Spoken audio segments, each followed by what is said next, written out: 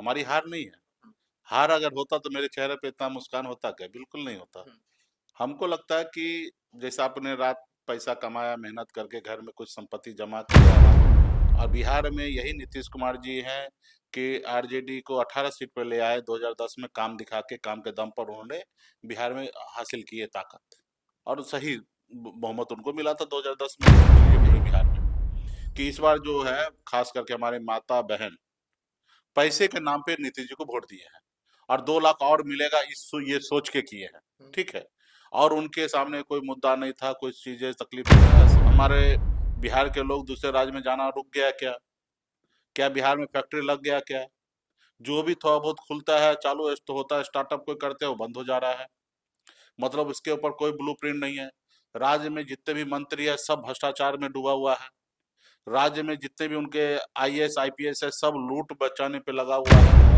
चाहे वो मछली मारने से हो, या आरक्षण हो, सामाजिक स्तर पे सम्मान देने की बात हो, सारा चीज सत्ता पावर में आने के बाद संविधान के दायरे में रहकर कानून संगत काम हम लोग करेंगे आने वाले समय में। हाँ, ये है कि और समाज में से हम लोगों को डिप्टी सीएम घोषणा करना था, वो हमने नहीं किया, वो नुकसान जरूर हुआ है।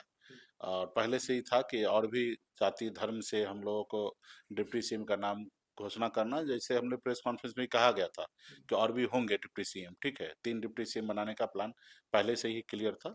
तो एक नाम घोषणा हुआ, 2 नाम और घोषणा हो जाता तो हमको उसका नाम अच्छा नहीं लगता है सुनना। सुनना हाँ, एनडीए सुनना अच्छा नहीं लगता कि बीजेपी सुनना अच्छा नहीं लगता बीजेपी ज्यादा सुनना अच्छा नहीं लगता क्योंकि है, एनडीए तो ठीक है, हाँ, बीजेपी ज्यादा अच्छा नहीं लगता है सुनने में। हाँ, रहा कुछ प्रक्रिया तो कानून संगत है, लेकिन कुछ प्रक्रिया जो है वो सही नहीं है।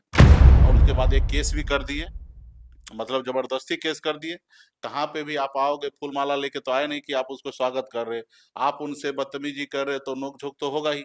अब नोक झोंक को आप सरकारी काम में बाधा डालने का नाम पर एक और केस कर देना, पहला केस में बेल मिलना, उस केस पे फिर उनको रोक लेना, तो ये बिल्कुल ही बिहार की जनता देख रहे हैं आज नहीं भी। क्या देखिए, चुनाव का बहुत टाइम है, सब अपना अपना काम पे लगे, अपने अपने पार्टी में लगे, मुलाकात करके क्या मतलब होना है? नहीं मुलाकात मैसेज अपना, निकलता ना कि अरे हाँ मैसेज देने के लिए हम लोग थोड़े यहाँ पर बैठे हैं। हाँ हम लोग राजनेता है, कोई पार्टी करने वाला मैसेज देने के लिए थोड़े पेज 3 का आदमी है कि रात को पार्टी करेंगे, पेज 3 के पेपर पे छपेगा। ऐसा थोड़े हम लोग मधुर भंडार के वाला पार्टी चलाते यानी हैं। लास्ट में मुकेश सहनी भले ही हारा है लेकिन फिर से तैयार होगा, आपकी लड़ाई लड़ेगा। सिर्फ निषाद ही नहीं, पूरे बिहार के हर जाति, हर धर्म, हर युवा, आप लोग निराश मत होइए। आप लोगों ने तो मन बनाया था नीतीश को हटाने का, नीतीश जी को, लेकिन नहीं हट पाए। लेकिन आने वाले समय में सरकार में बदलाव होगा, सभी। नमस्कार, मैं हूं देवांशु, आप देख रहे हैं न्यूज़ फॉर नेशन। हार के बाद थोड़े अकेले पड़े मुकेश सहनी इस वक्त हमारे साथ बात करने के लिए होंगे। हम इनसे पूछेंगे कि हार के बाद कैसे खुद को समेटकर जो है वो सियासत में, बिहार की सियासत में आगे बढ़ने की जो है वो तैयारी कर रहे बिहार हम लोग के साथ है, हैं। और आप देख रहे हैं कि पूरा दिन रात जनता के बीच में हम लोग जुटे हैं, जा रहे हैं, घूम रहे हैं। अब पूरा बिहार के जनादेश तो हम लोग के साथ था। हम्म, हमारी हार नहीं है। हार अगर होता तो मेरे चेहरे पे इतना मुस्कान होता क्या? बिल्कुल नहीं होता। हम्म, हमको लगता है कि जैसे आपने रात पैसा कमाया, मेहनत करके घर में कुछ संपत्ति जमा किया, रात को कोई आके चोरी कर ले, तो उसमें आप क्या कर सकते हैं? चोरी करके गया, फिर से जमा कर लेंगे। तो वही बिहार में चुनाव, तो चुनाव होता है, फेयर होता है। चुनाव जो है जनता के लिए होता है। जनता के अनुकूल अगर राज्य में सरकार ना चले, देश में सरकार ना चले, तो जनता के पास राइट है बदलने का। और बिहार में यही नीतीश कुमार जी हैं कि आरजेडी को 18 सीट पर ले आए 2010 में, काम दिखा के, काम के दम पर उन्होंने बिहार में हासिल किए ताकत, और सही बहुमत उनको मिला था 2010 में। यही नीतीश कुमार जी है 2010 के बाद लटक पटक के जैसे तैसे सरकार बनाने। इस बार तो इतना लाभार्थी, 40,000 करोड़ रुपया, आप समझिए, इस राज्य में जहाँ गरीबी है, लाचारी है, रोज 1,500 रुपया लेके वोट जहाँ दे देता, वहां पे 40,000 करोड़ रुपया। चाहे वो 10,000 रुपया बांटना हो, 2 लाख रुपया और देंगे, 5,000 रुपया वो मजदूर को देना हो, या वृद्धा पेंशन को बढ़ाना हो, या अलग अलग बिजली बिल फ्री करना हो, तो ये सारे हम लोग का योजना को कॉपी करके उन्होंने 40,000 करोड़ रुपया उन्होंने खर्चा किया। उसके तहत इनके पास 46% वोट आया है। ऐसे 38% वोट हम लोग के पास आया, जितना परसेंट पे पिछली सरकार बना था 2020 में, उससे अधिक वोट आया। और हमसे अधिक आ गया तो ठीक है, उनकी सरकार बना, लेकिन सही मायने में जनता उनको जनादेश नहीं दिया, हम्म, पैसे पे हुआ। हम्म, ठीक है, इसका मूल्यांकन कीजिए, किसी से भी पूछ लीजिए पूरे बिहार में कि इस बार जो है खास करके हमारे माता बहन पैसे के नाम पे नीतीश जी को वोट दिए हैं और 2 लाख और मिलेगा ये सोच के किए हैं। हम्म, ठीक है, और उनके सामने कोई मुद्दा नहीं था, कोई चीजें तकलीफें नहीं था, सिर्फ आपको 2 लाख रुपए और मिलेगा। दो अभी 10,000 दिए हैं, पहला किस्त 2 लाख और देंगे, इस नाम पे वोट कर दिए। ठीक है, जीत हो गया और हम इस जीत को हम मानते हैं। हम्म, लेकिन हम मानते हैं ना कि ये जीत है ना चोरी है। हम्म, आप एग्जाम हॉल में जाइए, पेपर लिखिए, एक बच्चा बहुत तेज होता है, वो अपने मन से पूरा लिखता है, अच्छे से लिखता है, और हम्म, बगल के विद्यार्थी उसको कॉपी करते हैं, हम्म, तो कॉपी करने वाला भी पास हो जाता है। लेकिन ओरिजिनल मेहनत किसका है? जो पहले पेपर लिखा उसका मेहनत है, कॉपी करने वाले का कोई योगदान नहीं है। तो आज ये सरकार का कोई योगदान नहीं है। हाँ, आज जनता का जनादेश, जनमत, भरोसा सब खो चुका है ये सरकार। पिछले 20 साल से बिहार में सरकार है, बताइए ना कि क्या कर रहे हैं, कितना खर्चा कर रहे हैं। क्या हमारे बिहार के लोग दूसरे राज्य में जाना रुक गया क्या? क्या बिहार में फैक्ट्री लग गया क्या? जो भी थोड़ा बहुत खुलता है, चालू तो होता है, स्टार्टअप कोई करते हैं, वो बंद हो जा रहा है। मतलब इसके ऊपर कोई ब्लूप्रिंट नहीं है। राज्य में जितने भी मंत्री है सब भ्रष्टाचार में डूबा हुआ है। राज्य में जितने भी उनके आईएएस आईपीएस है सब लूट बचाने पे लगा हुआ है। कोई किसी का सुन नहीं रहा है। भाई बगल के पड़ोसी राज्य उत्तर प्रदेश से जाकर देखिए, सरकार रुआब से चलता है, योगी चला रहे हैं, हम्म, कुछ मामले में गलत कर रहे हैं। ठीक है, गरीब पिछड़ा दलित के साथ हकमारी कर रहे हैं, लेकिन कुछ मामले में सरकार चला रहे हैं अच्छे, अपने राज्य के तरक्की के बारे में सोचते हैं। ठीक है, लेकिन बिहार में क्या हो रहा है? बिहार के तरक्की के बारे में सोच ही कहाँ रहे हैं, सिर्फ कुर्सी के बारे में सोच रहे हैं। बीजेपी आएंगे, बड़ी बड़ी प्रचार करेंगे, बहुत भाषण देंगे, सब चीज करके सरकार बनने के बाद तो कहीं नजर आते हैं? यही 2020 के समय में हम भी एनडीए में थे, वहां के वित्त मंत्री आई और 20 लाख नौकरी रोजगार बोल के गई। कभी समीक्षा किया कि 20 लाख में 20,000 को भी हम नौकरी दिया क्या? नहीं दिया। चुनाव में आएंगे, तरह तरह के वादा करेंगे, भाषण देंगे, और चुनाव निकलने के बाद हाँ। चले जाएंगे। ठीक है, हम ना आगे का सवाल थोड़ा रखना चाहते हैं कि देखिए, क्योंकि अब तो एक तरह से करारी हार हुई। अब अगले 5 साल बाद चुनाव है, 4 साल बाद ही कम से कम लोकसभा के चुनाव होंगे। अब आप करेंगे क्या? क्योंकि बिहार के जो निषाद हैं वो बात जो रहे थे आपके जरिए कि शायद मुकेश सहनी अच्छा करेंगे तो उनके आरक्षण का रास्ता जो है वो निकल सकता है। लेकिन आप ऐसे हार गए हैं तो कहीं ना कहीं आप बिहार के निषादों को क्या कहेंगे? अब तो बड़ा ये नहीं नहीं, देखिए, हम लोग लड़ाई लड़ने वाले जात हैं, घर में बैठने वाले नहीं है।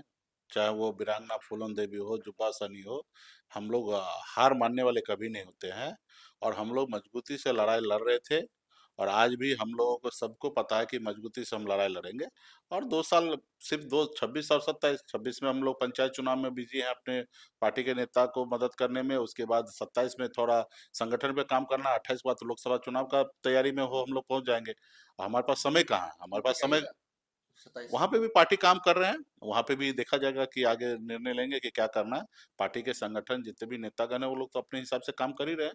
अभी निर्णय लेना है कि कैसे क्या करना है। ठीक है, लेकिन बिहार में सब लोग मजबूती से है, और पूरा बिहार में हम लोग कोई हार से कोई ये नहीं है। हाँ, हार हुआ, इससे बेटर कैसे काम करना है उस पर मंथन कर रहे हैं, और पिछले जो ताकत से हमने लड़ाई लड़ा उससे डबल ताकत से लड़ाई लड़ेंगे। ठीक है, हम्म, और सब लोग मजबूती से, किसी को कोई ये नहीं है, और सब 2 साल यूं ही निकल जाएंगे। चुनाव में तो पहले भी होता है कि भाई हार और जीत हो सकता है, तो कहीं पे कोई ये नहीं है। हम लोग पहले से बेहतर काम करके आने वाले समय में सरकार भी राज्य में बनाएंगे, देश में सरकार बनाएंगे। निषाद का जो समस्या है, चाहे वो मछली मारने से हो या आरक्षण हो, सामाजिक स्तर पे सम्मान देने की बात हो, सारा चीज सत्ता पावर में आने के बाद संविधान के दायरे में रहकर कानून संगत काम हम लोग करेंगे।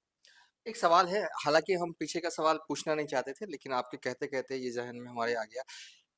डॉक्टर सुनील जो आप पहले आपकी पार्टी में थे, जब वो पार्टी छोड़ रहे थे तो उन्होंने कहा कि तेजस्वी यादव ने आपको चीट किया, इस वजह से अब बीजेपी पार्टी की ये हालत हुई है। इस पर नहीं, देखिए, अभी जो बीत गया उस पर कुछ भी ज्यादा हाँ, विशेष टीका टिप्पणी नहीं, कोई किसी का चीटिंग नहीं करता है, सब अपने अपने सहूलियत से राजनीति करते हैं। और हाँ, जब पार्टी में थे तभी उनको ये बोलना चाहिए था।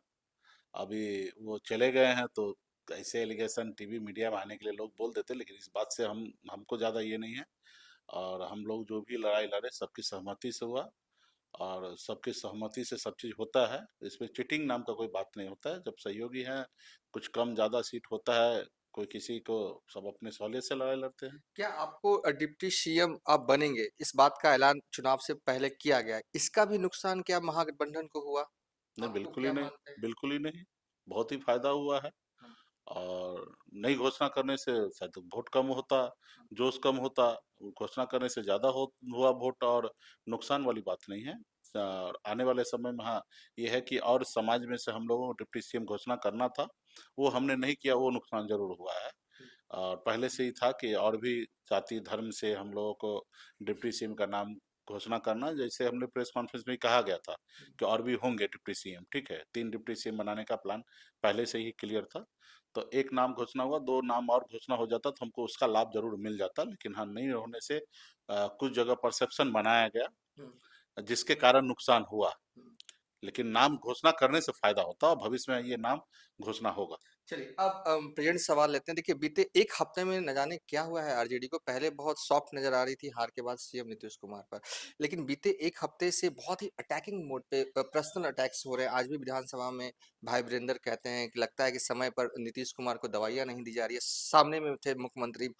सोशल मीडिया अकाउंट पर आरजेडी जो है वो क्या नहीं कह रही है सीएम नीतीश कुमार को जिंदा लाश है, यहाँ तक कि बूढ़ा लड़का, मतलब इस तरीके का शब्दों का चयन किया जा रहा था। तो इसको लेकर क्या कहेंगे, क्या सही में अब नीति आप लोगों की स्ट्रैटेजी जो है वो बदली है एक हफ्ते से कि नीतीश कुमार पर एकदम अटैकिंग मोड में रहना है? नहीं, देखिए, डे वन से हम लोग ये नीतीश जी को हम लोग अपना अभिभावक मानते हैं। हमेशा उनके प्रति हम लोग गंभीर होते हैं, सिंपैथी रखते हैं। और अभिभावक तो जब कह रहे हैं तो समझिए सब चीज़ है हमारे। और हम लोग को उनके स्वास्थ्य को लेकर हमेशा फिक्र होता है कि नीतीश जी स्वस्थ रहें। जो भी हमारे बिहार के मुख्यमंत्री हैं, और बिहार में जैसे तैसे उन्होंने बिहार को जहाँ तक लाए, उनके लिए भी है। लेकिन ये तो हो चुका है कि उम्र हो चुका है। और साथ साथ जो आप देखिएगा पिछले कई 1 डेढ़ साल से जिस हिसाब से वो भाषण दे रहे हैं विधानसभा में, तो उससे स्पष्ट जाहिर होता है कि तबीयत अस्वस्थ है।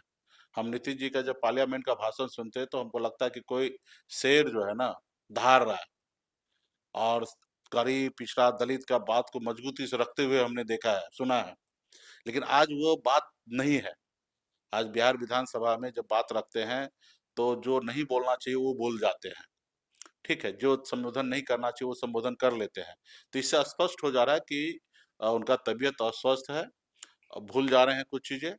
और हमको लगता है कि उनको सही से उपचार होना है चाहिए। इसके लिए हम लोग हमेशा चिंतित रहते हैं। इस साल जो है वो बिहार में एमएलसी के भी चुनाव होंगे, राज्यसभा के भी चुनाव होंगे, एमएलसी विधानसभा कोटे वाली कुल 9 सीटों पर चुनाव हो रहे हैं। महागठबंधन के हिस्से में जो सिनेरियो बना है वो एक ही सीट आएगा, तो क्या आप अंदर ही अंदर चाहेंगे कि ये सीट वीआईपी पार्टी को मिले, आप एमएलसी अरे बने? ये सब बात अभी मत बात कीजिए, और ये सब पे कोई बात नहीं है। गठबंधन में पहले कितना सीट आएंगे, कौन ल जाएंगे, सबकी सहमति से होगा। ठीक है। और ये सब जब सीट ही कम आया है तो एक ही सीट होना है, तो उसपे सब चीज पार्टी गठबंधन सब लोग प्लानिंग करके आगे कैसे काम किया जाए उस पर रणनीति होगा। और मेरा ऐसा कोई इच्छा नहीं है। ठीक है। आपकी कोई इच्छा नहीं, अगर एनडीए के बाद इस 9 में से 8 एनडीए के जाएंगे? एनडीए का नाम भी मत लीजिए। एनडीए का नाम मत लीजिए।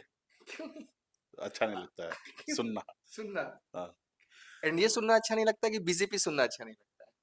बीजेपी ज्यादा सुनना अच्छा नहीं लगता क्योंकि है। एनडीए तो ठीक है, हाँ, बीजेपी ज्यादा अच्छा नहीं लगता है सुनने में। ठीक क्योंकि है। इस एनडीए में कुछ ऐसे दोस्त भी हैं आपके जो आपको काफी पर्सनल लेवल पर मानते हैं, उपेंद्र कुशवाहा हैं, चिराग हैं, नहीं, व्यक्तिगत हम तो आपको मानते हैं, आपके हित नहीं, का सोचते व्यक्तिगत तो सबसे हमारे अच्छे रिश्ता हैं। है। ऐसा नहीं है कि बीजेपी में नेता से हमारा कोई वो हमारे जमीन हड़प लिए जिसके हाँ, लेके हमारे उनसे दुश्मनी है। हमारी विचार की लड़ाई है। हाँ, कल जैसे आज आ रहे हैं ना, हम लोग बाबा साहब की बात करते, मोदी जी भी करने लगे। हाँ, तो उसी तरीके से और भी कुछ चीजें हैं, वो करने लगे कल मोदी जी, तो मोदी जी का गुणगान गाने लगे। मोदी जी जिंदाबाद करेंगे। देश में जाति आधारित गणना कर देना चाहिए। देश में जितना जिसकी आबादी है उतने उनको आरक्षण दे देना चाहिए। निषाद को आरक्षण दे देना चाहिए। मुकेश सहनी भी मोदी जी जिंदाबाद करने लगेंगे। जब तक ये काम नहीं करेंगे देश हित में। ठीक है, कोई मुकेश सहनी अपने लिए काम तो नहीं मांग रहे हैं, हम देश हित की बात कर रहे हैं। हाँ, देश में भाई जिनकी जितनी संख्या है उनको हिस्सा उतना हिस्सा मिलना चाहिए कि नहीं मिलना चाहिए? हम्म, मिलना चाहिए। जो समाज दबे कुचले हैं उनको आगे लाने के लिए आरक्षण का व्यवस्था जब भारत के संविधान में, तो उनको मिलना चाहिए ना। जब हमारे समुदाय को बंगाल में आरक्षण है, दिल्ली में आरक्षण है, तो बिहार में भी मिलना चाहिए। हम्म, तो तो जो ये देश की समस्या है और ये सरकार को करना, अगर वो कर देंगे तो मोदी जी जिंदाबाद करेंगे, अब नहीं करेंगे तो हम उनके विरोध करते रहेंगे, ठीक है। नहीं लेकिन हमारा किसी से पर्सनल कोई दुश्मनी नहीं। लेकिन आपके एक दोस्त हैं बीजेपी में, सब जानते हैं, अगर फोन आ जाए उनका तो जब फोन आ जाए तो क्या एमएलसी का हुआ? चुनाव भी है, राज्यसभा भी वो है, कहीं हाँ, भी नहीं आपको मेरे को क्यों नहीं, वो ऐसा बहुत जाइएगा कि बार नहीं? फोन आया गया और आएगा जाएगा, उससे कोई फर्क नहीं पड़ता। मैं पावर के लिए लड़ाई नहीं लड़ता हूँ। पावर चाहिए समाज में बदलाव लाने के लिए, राज्य में बदलाव लाने के लिए। सिर्फ कुर्सी पकड़ के बैठे रहना, तो ऐसी कुर्सी को हम लात मार चुके हैं, हाँ। ठीक है। ऐसे कुर्सी को लात मार चुके हैं और हम मंत्री ऑलरेडी थे और हमारे पास विधायक भी थे, लेकिन हमने सामने वाले का बात नहीं माना, बगावत करके हमने अपने जो भी नुकसान होना था, मुझे उसका परवाह नहीं है। आज बहुत सारे लोग अपने सब चीज को त्याग करके, विचार को त्याग करके और उनके सामने पैर पकड़ बैठे हैं, तो वो मेरा काम नहीं है। हम जुब्बा सनी के वंशज हैं, फूलन देवी के वंशज हैं और हम किसी के पैर पकड़ के बैठने वाले में से नहीं है, तो ठीक है। क्या आप ये मैसेज दीजिएगा बिहार के निषादों को कि आप घबराइए मत, मुकेश सहनी भले ही हारा है लेकिन फिर से तैयार होगा, आपकी लड़ाई लड़ेगा। सिर्फ निषाद ही नहीं, पूरे बिहार के हर जाति, हर धर्म, हर युवा, आप लोग निराश मत होइए। आप लोगों ने तो मन बनाया था नीतीश को हटाने का, नीतीश जी को, लेकिन नहीं हट पाए। लेकिन आने वाले समय में सरकार में बदलाव होगा, सभी के लिए हम मजबूती से हम लोग खड़े हैं और बिहार में परिवर्तन भी होगा और बिहार आगे बढ़े, इसके लिए हम लोग काम करेंगे। क्योंकि अभी हमारे पास 35 साल की उम्र है, 5 साल बाद भी अगर पावर आएगा तो भी 30 साल हमको काम करना है। तो निश्चित तौर पे हमारे पास ब्लूप्रिंट बना हुआ भविष्य को लेके, और हम लोग भविष्य के लिए अच्छे तरीके से काम करेंगे। एक सवाल है कि 2 दिन पहले पप्पू यादव ने अपने सोशल मीडिया अकाउंट से आपका एक बयान जो है वो कोट किया, और बयान चल समझिए कि वो चला दिया, आपने दरभंगा में दिया था। तो क्या जो पप्पू यादव के साथ हुआ, अचानक गिरफ्तारी हुई और जैसे ही गिरफ्तार होते हैं लगातार कोर्ट को धमकी मिल जा रही, बम से उड़ा देंगे, तो क्या आप मानते हैं पप्पू यादव के साथ जो हुआ वो कानून संगत था, या साजिशन उन्हें फंसाया गया कि वो लगातार नीट वाले मामले को उठा रहे थे? नहीं देखिए, साजिश तो साफ साफ दिख रहा है, ठीक है। रहा कुछ प्रक्रिया तो कानून संगत है, लेकिन कुछ प्रक्रिया जो है वो सही नहीं है। राज्य के, हमारे भारत देश के सांसद हैं और उनका एक अपना ताकत है, पहुंच है, और ऐसे व्यक्ति को सिर्फ एक बेल टूटने पे, और वो 35 साल पुराना केस हो, और उस पे इस तरीके से पुलिस का रवैया कि अभी कभी चलना पड़ेगा। उन्होंने कहा सुबह में हम आए हैं बेल लेने के लिए, कल सुबह आ जाएंगे। कई बार ऐसा होता हम लोगों को जाने अनजाने में नहीं जानकारी होता, केस का डेट निकल जा रहा हो, उसमें बेल टूट जाता है। तो ऐसे जगह पे हम लोग को कई बार ऐसा हुआ कि हम लोग गए और जज सामने के सामने हम लोगों ने खड़ा होकर सरेंडर करके अब बेल हमने लिया है। तो ये भी प्रक्रिया इनके साथ हो सकता था। उन्होंने यहाँ तक कहा कि हाउस के बाहर हाउस अरेस्ट कर लीजिए, सुबह चलेंगे। तो इतना पुलिस को इस तरीके से टेम्पर होने की आवश्यकता नहीं है। बदले के भावना के तहत उनको पकड़ के घसीट कर लेके गए और उसके बाद एक केस भी कर दिए, मतलब जबरदस्ती केस कर दिए। कहाँ पे भी आप आओगे फूल माला लेके तो आए नहीं कि आप उसको स्वागत कर रहे, आप उनसे बदतमीजी कर रहे, तो नोक झोंक तो होगा ही। अब नोक झोंक को आप सरकारी काम में बाधा डालने का नाम पर एक और केस कर देना, और पहला केस में बेल मिलना, उस केस पे फिर उनको रोक लेना, तो ये बिल्कुल ही बिहार की जनता देख रहे हैं कि लोकतंत्र को किस तरीके से कुचला जा रहा है। शासन, प्रशासन, सरकार, ये सही नहीं है। लोकतंत्र में सरकार का जितना योगदान है, जितना सरकार का भागीदारी है, उतना ही विपक्ष का भी है। आज हम लोग चुनाव हारने के बाद भी आप लोग हमको ढूंढ रहे थे ना, सबको ढूंढ रहे थे, कहाँ है विपक्ष? तो उसी तरीके से जैसे सरकार को ढूंढते हो, वैसे विपक्ष को ढूंढते, तो हमारा भी कुछ ड्यूटी है। आज बताइए कि हमारे बिहार में छात्रा के साथ बलात्कार होगा और उसके बाद उसको हत्या कर दिया जाएगा, और उसके लिए अगर हम नहीं लड़ेंगे तो कौन लड़ेगा? सरकार तो उसको छुपाना चाहता है, अपराधी को बचाने का कोशिश करते हैं। तो सरकार से किसी को उम्मीद क्या है? तो आज नहीं विपक्ष मजबूत होता, न ही बिहार के लोग रोड पे उतरता, न ही जाति समुदाय के लोग लड़ते हैं, तो आज बताइए कि सीबीआई जांच होता? नहीं होता। ऐसे कितने अनजान सैकड़ों घटना ऐसा होता है, हजारों घटना हुआ है, कभी सीबीआई जांच नहीं होता। लेकिन समाज, राजनेता, सभी लोग एक्टिव हुआ, इसलिए ना सीबीआई जांच हुआ है। तो उस इसके लिए ऐसे जगह पे अगर मान लीजिए कि अगर लोगों को फंसाएगा तो कौन किसी के साथ खड़ा होगा? अभी देखिए दरभंगा में एक बच्ची के साथ रेप करके उसको मार दिया गया। वहां पे ग्रामीण लोग, सब लोग मिलकर रोड पे आक्रोश हुआ। जो परिवार के साथ घटना हुआ, उस परिवार के साथ लोग खड़ा रहा, सभा सरकार से, पुलिस प्रशासन से सवाल जवाब करता था, सबको मार पीट के हाथ पांव तोड़ दिया और सबके ऊपर 200 लोगों के ऊपर केस कर दिया गया, तो 45 आदमी का नाम दर्ज कर दिया। अब बताइए ऐसा करके अगर कुचलेगा, ये तो फिर वो अंग्रेज वाला हिसाब किताब है। अंग्रेज भी आंदोलन को कुचलता था, लोगों को फांसी पे चढ़ा देता था, गोली मार देता था, ताकि कोई बगावत ना करे, सर न उठाए। आज वही काम ये सरकार कर रही है कि भाई कोई आदमी किसी के साथ खड़ा हो रहा है, आप कैसे उसके ऊपर केस कर दीजिए। पहले अपने गिरेबान में, आपके राज्य में कैसे 6 साल के बच्ची के साथ रेप करके उसको हत्या कर दिया जा रहा है। पहले आप अपने गिरेबान में झांकिए कि भाई आपके राज्य में कोई बच्ची पढ़ने लिखने के लिए पटना में है, उसके साथ रेप करके उसको हत्या कर दिया जा रहा है। पहले अपने गिरेबान में झांकिए, जो आपका फेलियर है, कैसे लोग किसी के घर पे घुस के गोली मार दे रहा है, फिर आपका प्रशासन क्या कर रहा है, चूड़ी पहन के बैठा है। अब नहीं आप कर रहे हैं जिस काम के लिए आप कुर्सी पे बैठे, वो काम नहीं काम कीजिएगा तो जनता खड़ा होगा, और जब जनता होगा, राजनेता खड़ा होगा, तो उसको आप अगर इस तरीके से परेशान कीजिएगा तो वो क्या करेगा, नहीं करेगा काम, डरेगा। अब बताइए ना, जनता का काम करे और उसके बाद भी जेल में जाके सड़े, तो ये कहाँ तक जायज है। तो ये बात तो जनता को सोचने की आवश्यकता है कि भाई क्यों पप्पू यादव को बार बार, बताइए, जज को उड़ाने का धमकी दे रहा है, तो फिर क्या रह गया बिहार में। और जज इस डर से अपना काम नहीं कर रहा है। सारा केस ऐसे पेंडिंग पे पेंडिंग पेंडिंग पे पेंडिंग, सबके परिवार जेल में है, परेशान है, और आप तारीख बदलते जा रहे हैं अपने मन से। ऑनलाइन कर लीजिए, केस को सुनवाई ऑनलाइन कीजिए, जैसे लॉकडाउन में आपने किया था वैसे और कर लीजिए। और फिर इतना क्या डर रहे भाई, इस सरकार में भरोसा नहीं है, सरकार को, पुलिस को, विभाग को लगा दीजिए बम, ढूंढिए जो लोग ऐसा फोन कर रहा है, क्या कर रहा है, उसको ट्रेस कीजिए। मतलब एक बार घटना हुआ समझ में आता है, लगातार इस तरीके से रोज ही हो रहा है। कई बार ऐसा हो चुका है, कितना बार हो चुका है, दो बार हो चुका है, तो ये सही थोड़े है। चलिए एक आखिरी सवाल है, काफी व्यस्त हैं आप। देखिए चुनाव को नतीजे आए हुए लगभग 3 महीने होने को हैं। हम बार बार पीछे नहीं जाना चाहते, लेकिन इतने सारे नहीं नहीं, सवाल हैं कि क्या करें। पीछे जाके से बोल दे कि पीछे नहीं जाना है, क्या है, हो गया, पीछे खत्म कीजिए। हम लोग लेकिन मजबूती से, हाँ। लेकिन तेजस्वी यादव की मुलाकात इन 3 महीनों होने को है, नहीं हुई है, तो ऐसे में लगता है कि अब क्या। अभी देखिए चुनाव का बहुत टाइम है, सब अपना अपना काम पे लगे, अपने अपने पार्टी में लगे, मुलाकात करके क्या मतलब होना है। नहीं, मुलाकात मैसेज अपना, निकलता ना कि अरे हाँ। मैसेज देने के लिए हम लोग थोड़े यहाँ पर बैठे हैं। हाँ। हम लोग राजनेता है, कोई पार्टी करने वाला मैसेज देने के लिए थोड़े पेज 3 का आदमी है कि रात को पार्टी करेंगे, पेज 3 के पेपर पे छपेगा। ऐसा थोड़े हम लोग मधुर भंडार के वाला पार्टी चलाते हैं। चलिए हम लास्ट में लोग राजनीति करने वाले लोग हैं। क्लियर कर दिए। पहले आप पहले सवाल पे आपने कहा खूब खिलाए पिलाए, बोले ये एयरपोर्ट नहीं खिलाए, के रिपोर्टर को पार्टी आपने दी पार्टी थी, हमने दिया। रंगत आप बोले कि चुनाव के बाद पहली बार ऐसा मुलाकात हो रहा है, इसके लिए हमने कहा कई बार आपसे मुलाकात हुआ, कई बार ये हुआ, तो इस तरीके से नहीं, वो इसलिए बोले बहुत क्या खिलाएंगे पिलाएंगे, ठीक है। हाँ, मतलब सबको मतलब पार्टी हाँ, आपने दी, सम्मान है, साफ है। सबके लिए है, ठीक है। तो चलिए बहुत बहुत शुक्रिया। तो चलिए इस वीडियो को यहीं पर वाइंड अप कर देते हैं।